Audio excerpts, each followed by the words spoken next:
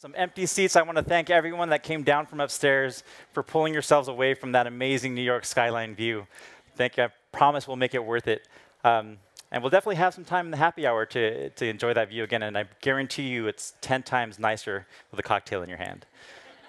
So today I'm excited to talk to you about Connected School. And last year at Education Connect on this stage, we talked a lot about the vision of Connected School.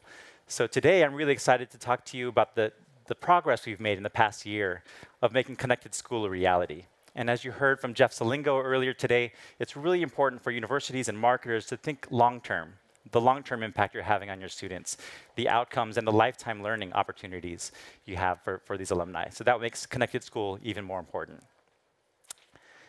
So let's talk about Connected School, and we'll start with the challenge. It's really all about, the challenge is all about data. Data is everywhere, and really that's part of the problem. Data is collected through the entire student journey, from the very beginning, when you have marketers working with prospects, understanding who is the best qualified inquiry, cost per lead, cost per enrollment. It goes to admissions, where you're collecting data on applicants. And then as that applicant becomes a student, your faculty are collecting data in the form of transcripts.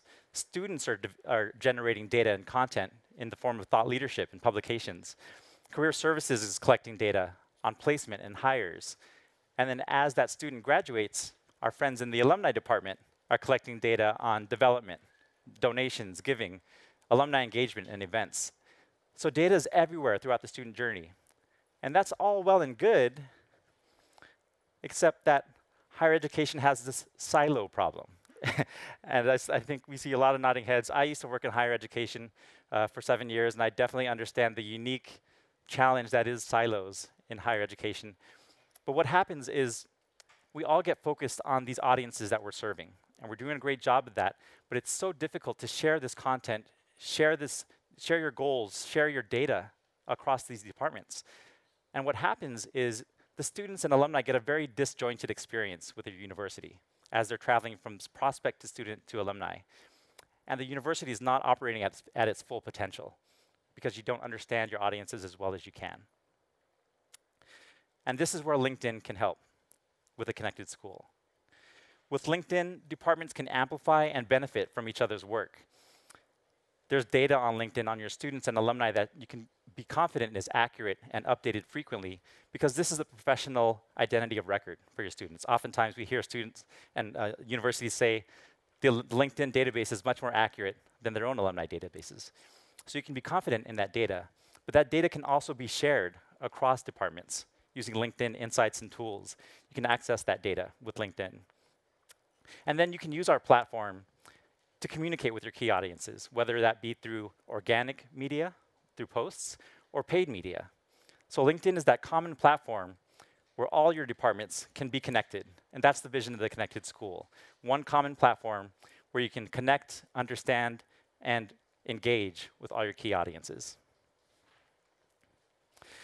So this is a chart that you'll see on the books that you have on your seats on page 5. But I think this is just a great illustration of the tactics that make up Connected School, broken down by media, insights, and tools. These are all the features that LinkedIn can provide for all your different departments to connect with your prospect students and alumni.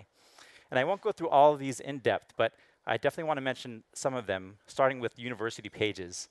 As you all know, that is your hub. That is your communication center for your university on LinkedIn. From your university page, you can sponsor content, you can post organic content. It's really your best face forward for anyone interacting with your university. And then, of course, you have paid media, where you can target specific communications directly to your key audiences, whether that be through InMail, lead gen forms, or dynamic ads. But then maybe lesser known features might be our insights on LinkedIn. So when you work with our team, we can develop insights on what skills are in demand for your alumni and your prospective students. How are your alumni and students connected? And how can you connect those alumni with your students and prospects for mentorship opportunities, to give prospects a more authentic understanding of what it's like to be an alumni of that school? That's a huge opportunity for schools. One interesting fact, we presented some research last year where we interviewed career services staff and admissions staff at business schools. And we found that 93% of career services staff use LinkedIn. and 85% of admission staff use LinkedIn. But how often are these two departments talking with each other? There's a huge opportunity there for them to work together, and tools like the alumni and student tool on LinkedIn can help them do that. It's really like a common language that you can all speak using LinkedIn.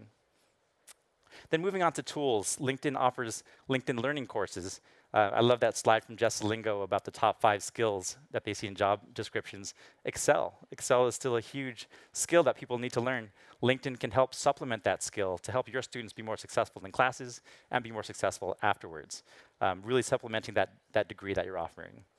Premium subscriptions is a huge part of the Connected School idea.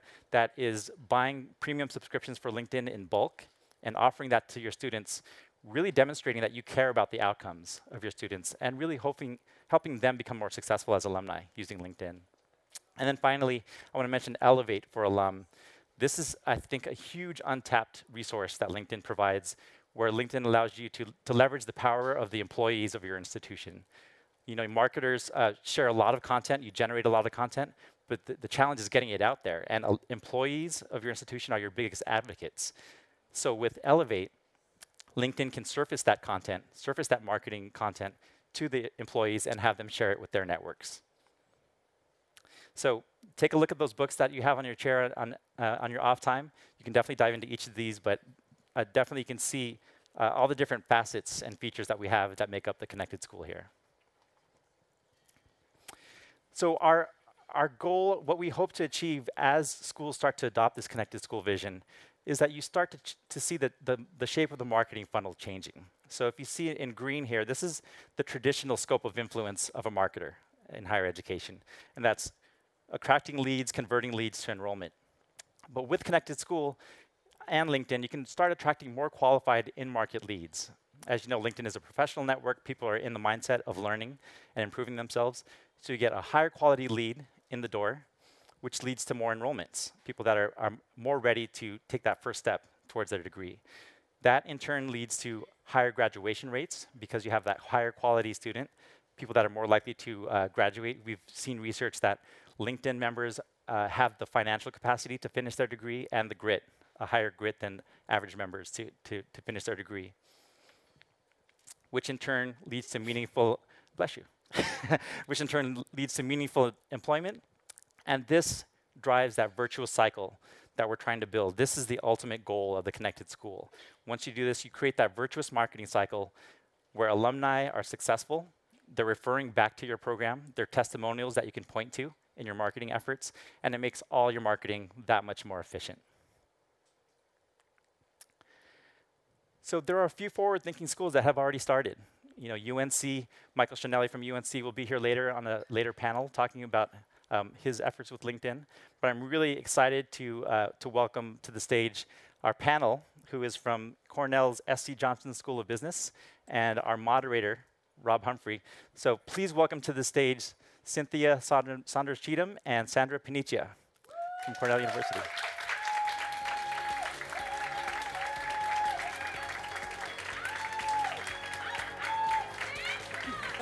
Thank you. Thank you.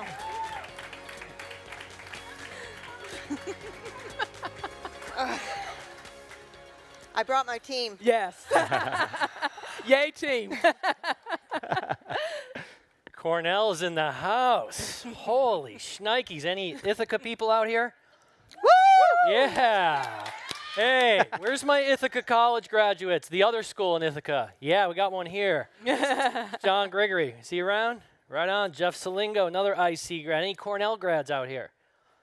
Yeah. Any Tar Heels? Yeah. Right on. All right, we got it all covered, and we got some special treats for you. We're not going to have time for questions. We're going to introduce the panel and get into this Connected School discussion. I'm going to try to lead it. Ira's here to back me up, and a couple little special surprises. If you have a question, maybe it's urgent. I know John Lucy always throws a surprise question in from SNHU. Just tweet it to me. I'm at LinkedIn Rob. I've got my devices here, acknowledging my adult ADHD. So let's get started. We've got awesome women on our panel today. Sandra from Cornell leading the S.C. Johnson College of Business marketing efforts, and Cynthia Cheatham Saunders, who's leading career services. So welcome them to the stage. So happy to have you. It's great to be here. Thanks for having us. Yeah. So I always like to start out with something that's atypical. This is the question that I didn't give you in advance. I like to ask it. Great, thanks, And Rob. I'm going to start with you, Cynthia. If we allowed you to do a mural in the city on any building you want that was available, what would the mural say? Let's say something like, be bold, just go do it. Just go do it. I love that. I love it. Ira, what about you? Same question. Well, just to give a little background on my answer, I have a 3-year-old son named Kingston, and he's getting to that age where he's starting to have dreams at bedtime now, so he doesn't want to go to sleep. He comes into our bedroom in the middle of the night, so bedtime is a major ritual. I'm really glad to be in New York right now. but don't tell my wife that. but the way that I've been getting him to go to sleep is I tell him he loves Star Wars, and I tell him the Jedi motto is "I believe I can do it." I don't even think that's really a Jedi motto, but the whole growth mindset. I'm trying to instill that right now. So every night I tell him I believe I can do it, and then once he says I believe I can do it, then he goes to sleep the whole night. So that's love my it. mural. That is cute. That is awesome. What about you, Sandra? Okay, so I'm a Star Wars nerd. Yes. So I think my team would be really mad at me if I didn't give a Star Wars quote. So I think it would be, there is no try. Do or do not. There Do or is do no not. try. There is no Famous try. Yoda I should quote. try I've that used one. that Yeah. I should try that one. That's a many good one. times. I Okay. appreciate y'all sharing that. That's great. So the connected school. I'm a guy that likes to get into the depths here. I've got my own personal opinion on career services, on marketing, on everything. I'll share a little bit of that later in the day, of course, and of course on the roof deck during cocktails. But connected school, what the heck does this really mean to you? Like honestly, what's your perspective on it? I'll start with you, Cynthia.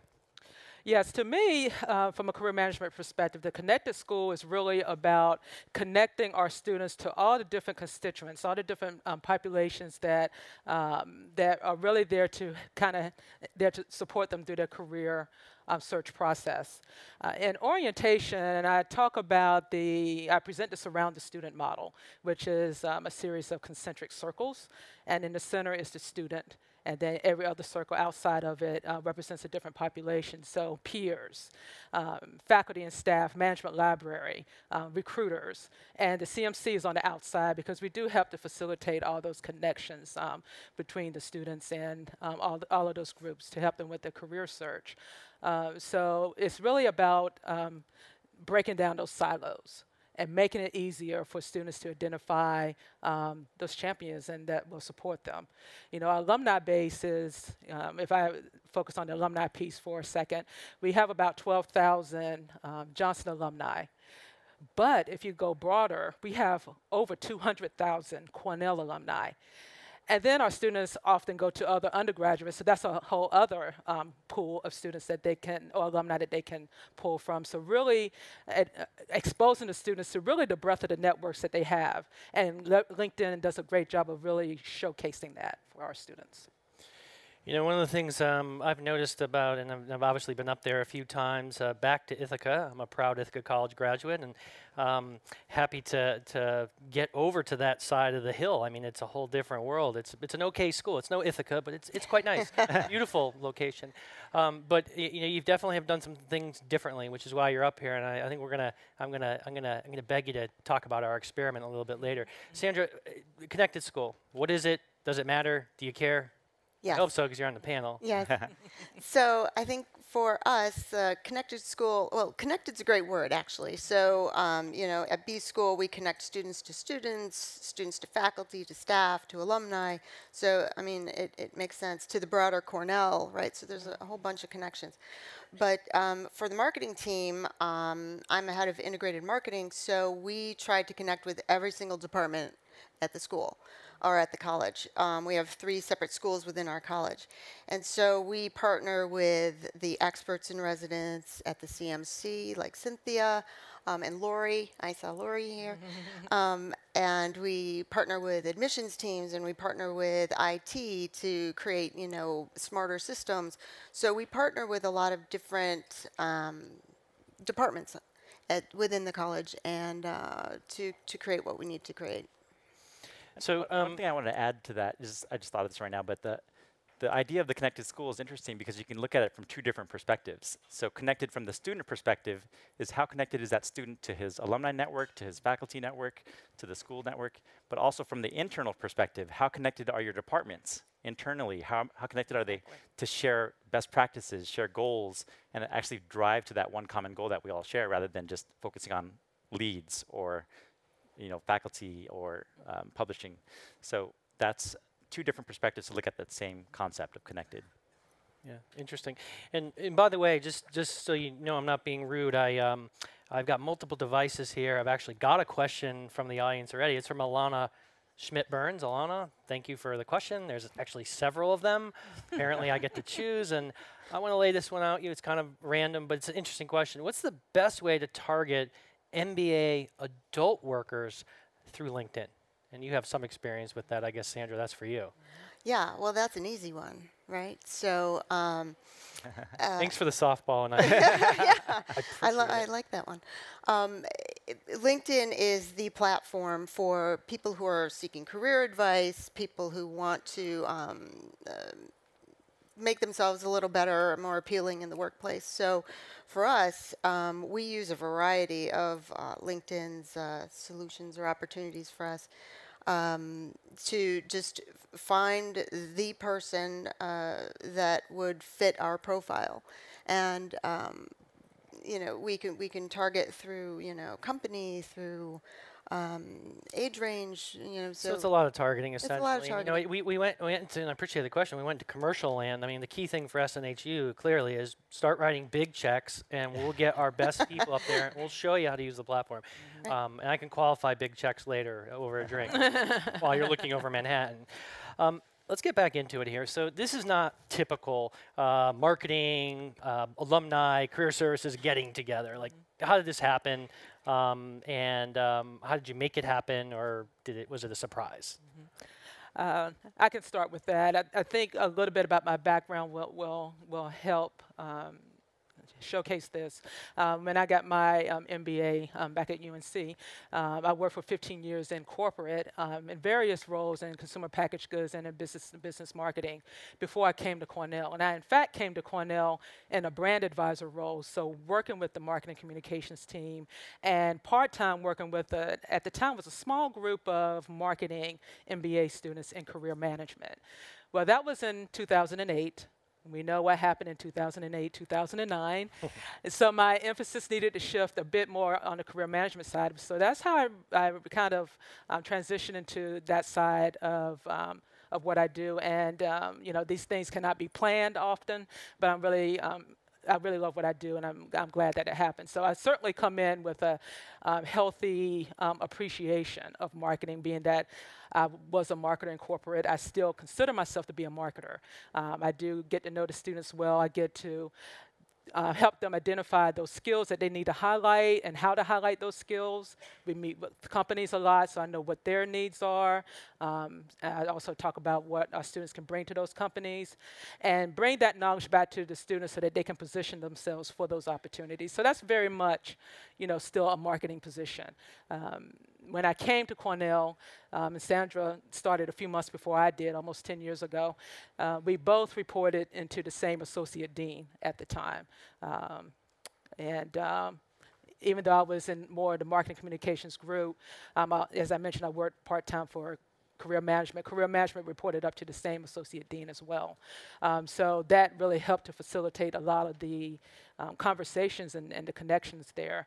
And the reporting structure is different now, but certainly we have that history, and we continue to kind of use that relationship that we built in order to kind of stay connected and work together. It's kind of interesting, and I appreciate where you're coming from, because I know you guys have known each other for almost a decade or whatever, but when Sandra and I were alone, we were just talking, she had said marketing's really in charge. I did not. I did not say that. But what's your advice, actually, Sandra, for people in a marketing role trying to extend their prongs out to, bridges, if you will, out to marketing, maybe someone that's not as symbiotic as sort of this relationship you have? I mean, what advice do you have? Well, so to start, though, Cynthia and I, even though we started reporting to the same person, we no longer do. So we have to work at staying connected, right? So we get in on each other's calendars. Cynthia sends over some, alumni outcome stories or lets us know what's happening at the CMC. So we make a very deliberate choice to stay connected and find out what each other's doing, because she understands the value of getting the word out, and I rely on her expertise to create the content to send. So that's very deliberate. And I think with the other departments it's the same. So you just have to really concentrate on getting on everyone's calendar, having everyone understand what you do and why you're doing it, and that it's going to help them. Yeah, that's interesting how you talk about the reporting structure and how that helped influence that. Because when I was at Pepperdine University, the marketing, career, and alumni folks all reported up to the same executive director just for a short time, for 3 years. And during that time, we had shared retreats. We had joint meetings across departments where we just told each other what we were doing. And that went a really long way just to understand what is going on in these other worlds. And then the personalities start to come up. You start to develop those relationships. And it really, like you mentioned, even after that dean moved on, or the structure changed, the relationship stayed. Exactly. So it's really about building those relationships and understanding those people. Just as people, we all have common goals with the school. So that helps you come out of your silos a little bit. And I know that because I do have the personal relationship with Cynthia, that I can call her, and even if she's super busy, we're both really busy all day long, I know she'll answer and she'll say, "Okay, I'll help you." So here's a potential doomsday scenario. Didn't see that coming, did you? Cynthia goes back to North Carolina. No, she would never. Okay. I love what I do at She's not there. Okay, she's not there. Okay. She retires. She's in Jamaica somewhere, right? The location of EDU Connect 5. And, so she's down there. You've got a brand new person, and this person is, let's just say they're coming with a head of steam. Their career services are going to change everything. What advice do you have for people that don't have this relationship, Sandra? Specifically, what sort of 2 headlines do you have for people that need to formulate these relationships? What's the secret? Well, get to know them, right? So we just opened a brand new, and now here's my commercial, a brand new campus on Roosevelt Island, Cornell Tech. And we have brand new people there. And I brought my entire team to meet with them, the admissions team, at the campus, and we got to know them. So you get on their calendars, you make sure that they understand what we're doing and why we're doing it. And you get to know what their pain points are and how, you ask questions. I think it also helps to have an executive sponsor. Someone at a high level that can say, this is important for the university, that we all connect, that we all spend this time, because we're all so busy, it's hard to, lift our heads up out of our desks and focus on something that is kind of a big picture. But if you have an executive sponsor that brings people together, it tends to trickle down. So that goes a long way. You hit on content a little bit. Obviously, it's like content. It's like we don't say content in a panel or a talk. It doesn't. We have to do it. Yeah. But you mentioned alumni stories. Obviously, that's one of the #1 things that people want to see is alumni success stories. Actually, SNHU does a great job of this. Almost all of our customers do a great job of this. I think it could even be more prolific. But you're feeding that information. And one of the questions here, actually, from Molly Greenberg. I'm sorry, for Caroline Henley, and I'm sorry if I get your name wrong. Is how do you leverage research and writing from faculty members? This is a hot topic. How do you get these guys to write, and ladies, and how do you actually weave that in, if you in fact do? Are you incorporating that into the marketing and career services mixture? Is that happening? It is. Yeah. So do you want me to take this one? All right. So we have... you didn't see this whole Twitter thing coming. I didn't mention it, and I apologize. That was a curveball. But we have content specialist Caitlin Godoy on my team, who has a complete year-long content calendar that she adheres to, and she reaches out to faculty. They send us information on what they're doing, what their latest book is, or what they're working on, and we've created spots in the calendar for faculty research, and we that's a big driver for the 2-year residential program. And there are times that we do recruiter e-newsletters, that we do spotlight one or two research projects that our faculty do that would be applicable to what recruiters would like to hear about. Right. And one thing that helps too is it helps to do an audit of what faculty are already posting on social media, because chances are there's already a faculty member that's leading the charge, a pioneer that's out there on a social network posting and doing it on his own. So start to harness that and just bring him a bigger platform. And I guarantee you he's going to want to take advantage of that bigger platform. And marketing does a good job. You send an email to all of us faculty staff with all the different things that faculty has written about over the last month. I think it's monthly that you send it out. Yep. So it is good to kind of go through. It's a long email, but it is really good to go through and see, what our faculty are doing and to talk about those things. That's actually the second challenge is faculty content tends to be long. Long and not really bite-sized for social media. So there's definitely ways that marketing can package that and just take the headline or take a link to the actual publication and just have a nice image of that faculty member ready to go. So I'm not sure if I'm the only person in the room here who has kids that are in college. Anybody but me? Or a few of you? Great. I got 2 in college, and I'm obviously interested in outcomes. You can imagine the discussion, for those that even know me, you know the discussion with my wife about outcomes, and they should be film or philosophy majors or whatever, and I'm like, well, we need to know the outcomes, right? There's a return on the education for sure. How are you incorporating outcomes with career services, and for that matter on the content end, but with career services in particular, how are you addressing outcomes? That's obviously something that I want to know about, and I'm sure the people that are in your MBA program want to know about, right? How are you approaching that? Yes, we certainly, highlight things such as the percentage of students who have offers, 3 months after graduation and 3 months after graduation, average salaries, average signing bonuses, highlight our key corporate recruiters and things like that. How are those average signing bonuses, by the way? They're pretty good? Mid 20,000. 10, 20% more than Columbia? Obviously. Teasing. Teasing. Good. So you're tracking this. We are definitely tracking it, and we're highlighting it in social media. We do an employment report every year. We have another one that will be coming out soon. So it is something that we definitely track. And those employment reports are important because we turn them into infographics, and we do a lot of social posting.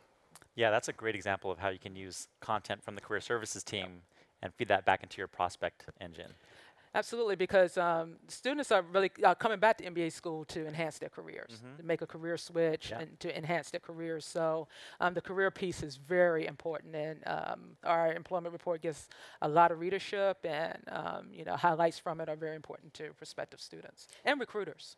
And prospects are looking, the prospects are looking for career advice. So anytime you can offer that in a piece of content, it's really helpful. You don't have to apologize to me. That's really, really great information. I love it. One of the trends that I think we all have seen is the employer piece of this trifecta, right? So there's schools, there's students, there's people with jobs, right? It seems to me that is changing in career services in particular. And where I'm going with this is a lot of people I talk to, and I journey around the country talking to a lot of people. Stark indicator of my social life is that, you have X amount of schools that are employers that come and talk to you. Historically it's been the 10 big companies, IBM or Microsoft or whoever.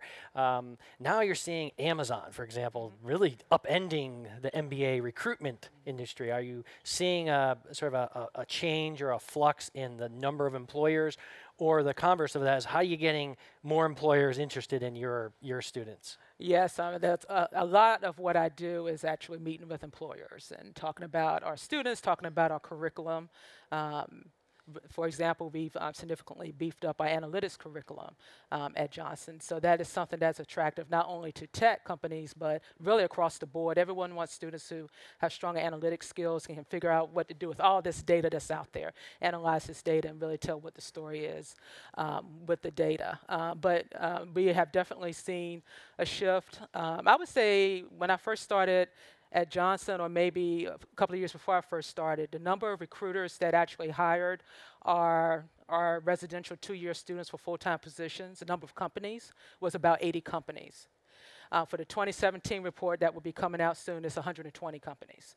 I think the year before it was 130, so it's a significant increase in the number of companies. And the vast majority of those companies, about 70% of those companies, only hired one student. And so, and we have, a higher international population. So right now, about 9% of our students do get jobs outside of the U.S., but certainly most of our international students want to stay here in the U.S. It's becoming a little bit more difficult for that to happen now. So really helping to identify those opportunities for students with recruiters, in addition to building our connections outside of the U.S. Is very important. And another thing I would like to mention too is just the MBA degree in general is it's more of a broader degree now than it was years ago. When people used to think of MBA degrees, it used to be, for banking or for marketing or maybe some general management working for some of the big conglomerate companies. But it's really much, much broader now, and the MBA degree is applicable really across the board. So we have a lot of students now targeting tech for sure. We have a lot of students interested in sustainability. We have a lot of students interested in going into nonprofits and that kind of thing. So that is also, part of the reason why we're seeing such a growth in the number of companies who recruit our students. And it's very important that we kind of continue to revise the curriculum to address some of these changes that we're seeing, and that we are reaching out to different companies and organizations across the large companies and small companies to talk about MBA recruiting. Right. So you got the employer piece coming in, and then also you've got the preferences of the students. I've seen this firsthand, by the way. Yes. I was up talking to and thank you for having me to your. It was great to have you. You were a hit. I appreciate it. I appreciate you saying that. He was a hit. So I talked to, was it 400? Yes. MBA students? About 300, yeah. 300 at Cornell, which is ironic because I went to Ithaca College, the other school. Anyway, so that's a whole other thing. But so I went there, and ahead of me was there was an investment banking recruitment leader, and I'm sitting there in my LinkedIn t-shirt, and everyone's got the suits on, and they're going on about investment and banking and hedge funds, and I'm like, okay. So I asked the group, I said, hey, how many of y'all are actually going to be investment bankers? And I'd say about 20-25% max.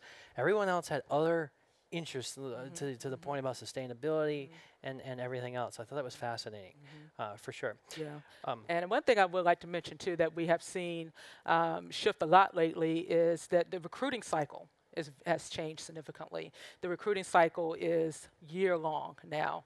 It used to be that most of the recruiting was done on campus. Most of the interviews took place on campus, and your full-time interviews took place in the fall. Over these 2 months, all your internship interviews took place in January and February, and most of your students got their offers through these 2 pockets. They gather them in like a basket. Exactly. But it certainly is not the case now. And for example, some of our first-year students get internship offers before they even take an MBA class because of all of the activity that takes place over the summer. Some companies have brand camps, interview days. There are a couple of big MBA diversity conferences over the summer. So we start working with a lot of students in April before they even start the MBA in August at Johnson.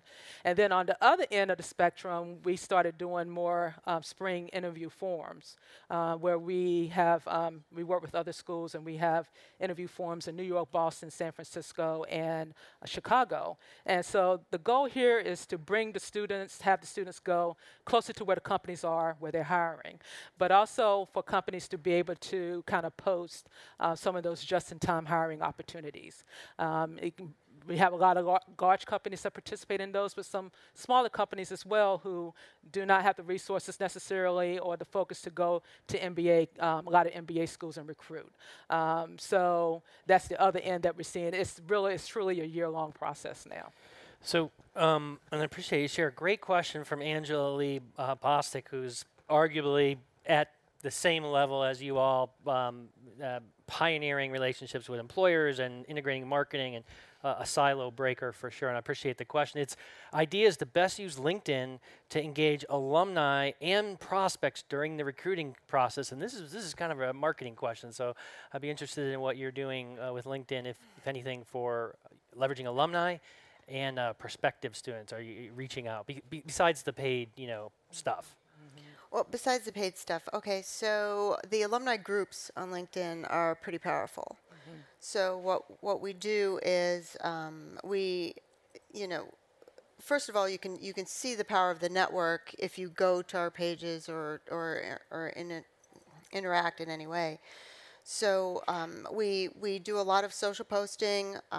We try to connect prospects to the alumni network. Millennials love experiences, right? So we try to create content that shows the experience of the alumni network, and then I don't know if this directly relates to LinkedIn, but we have a powerful group there that we try to get them connected to.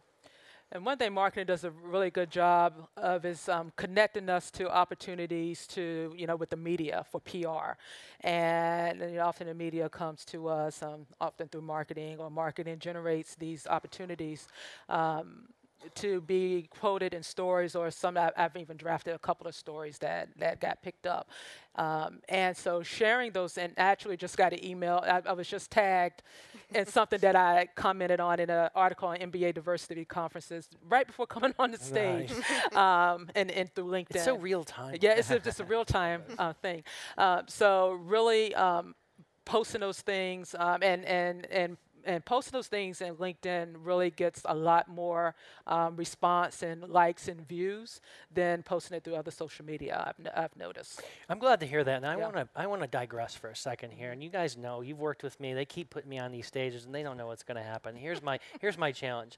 A lot of people think, millennials included, I'm going to include them here, think that, well, the feed on LinkedIn sort of, it's more static than it actually is. So let's experiment, if you guys want to do this with me. I know for a fact that Ira is a pop and lock breakdance expert from the old school. What he said backstage earlier was, in fact, he has been to the birthplace of hip-hop up here towards Harlem. And by the way, random fact, Cornell has a museum of hip-hop. So my challenge is, I think if we can get roughly 10 status updates on LinkedIn in the next 4 minutes, 10 status updates that include a picture of the panel, could be anybody on the panel, with the hashtag Ira. Hashtag Ira. If you get that, I have no idea where this is going. 3 minutes and 55 seconds, you're going to pop and lock right here before. Oh my God. Is everybody down with that? I don't have my phone. All right. Okay. So I need a millennial, Emma. I need a millennial. Someone to track this. Well, I guess I'd need a beat. So yeah. Are we gonna really do this? Yeah, do it. I want to see it. Get it, Ira. Get it. Do it. Yeah, yeah. Yeah. Woo! Right on. Yeah. Let's see where this goes.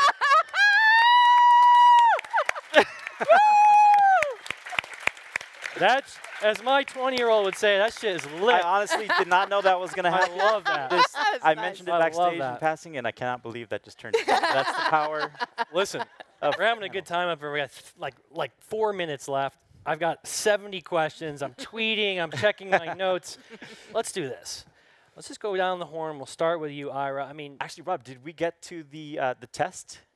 Did you want to mention the test? Oh, the secret. Yeah. Okay. Yeah, we should do that first, and then we'll go down the line. Like and we'll a comedy duo. Piece of advice for the audience. So we had this idea, right, where we would. Why don't you explain it? It's you. Oh, okay. That's my cue. Yeah, so, and we have gotten into a partnership with with LinkedIn that we're really excited about to offer premium subscriptions to all of our MBA students, our residential MBA students, and our executive MBA students, actually. And First business school on the planet to do that, and thank you. yes, and it's been amazing. And again, and part of that, offering those premium subscriptions, was to have LinkedIn and have Rob from LinkedIn actually come and do training with the students to really, everyone comes in with a LinkedIn profile. It's not necessarily optimized, but everyone comes in with a LinkedIn profile now. But people don't know how to leverage it. They don't know how to use LinkedIn. And it was great to have Rob come and really talk to the students about the value of LinkedIn and the value of the premium subscriptions. And about a third of our students have taken advantage of this, which we're really pleased to see. And I expect it to grow even more in the spring semester when some of the off-campus recruiting really sets in. Yeah, and it's an experiment for sure. I mean, listen, I've been through this phase where I've been like, premium subscriptions, you're talking to students. I remember being one, in Ithaca, driving my mountain bike with a pair of shorts on after tequila shots, and I'm like, I don't have $30 for a subscription to LinkedIn or whatever. So, I think it's a big experiment, but what we found so far, and basically tracking this longitudinal study of outcomes in more depth with Ahmad on our team and our insights team, is that a couple things have happened just in the first 90 days, and I got the facts. Yep. A 20x increase in connection density among the cohort, and an increase of like 12x in the overall connectivity. A number of job applications are 3.5x.